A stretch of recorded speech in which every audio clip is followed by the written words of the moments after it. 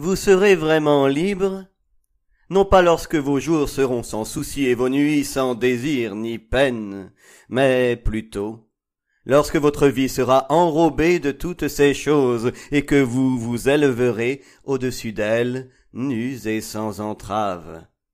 Et comment vous élèverez-vous au-dessus de vos jours et de vos nuits, sinon en brisant les chaînes qu'à l'aube de votre intelligence vous avez nouées autour de votre heure de midi? En vérité, ce que vous appelez liberté est la plus solide de ces chaînes, même si ses maillons brillent au soleil et vous aveuglent. Et qu'est-ce, sinon, des fragments de votre propre moi que vous voudriez écarter pour devenir libre? Si c'est une loi injuste que vous voulez abolir, cette loi a été écrite de votre propre main sur votre propre front. Vous ne pourrez pas l'effacer en brûlant vos livres de loi, ni en lavant les fronts de vos juges, quand bien même vous y déverseriez la mer. Et si c'est un despote que vous voulez détrôner, veillez d'abord à ce que son trône érigé en vous soit détruit.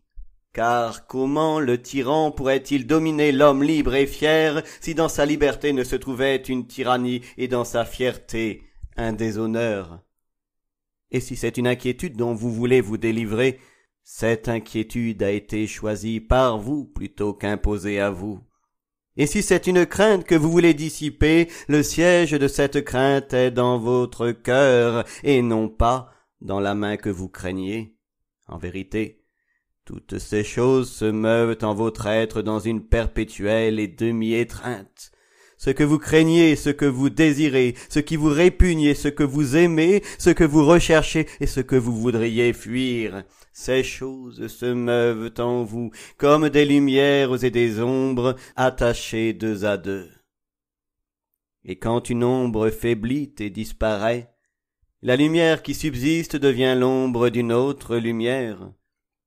Ainsi en est-il de votre liberté qui, quand elle perd ses chaînes, devient elle-même les chaînes d'une liberté plus grande encore.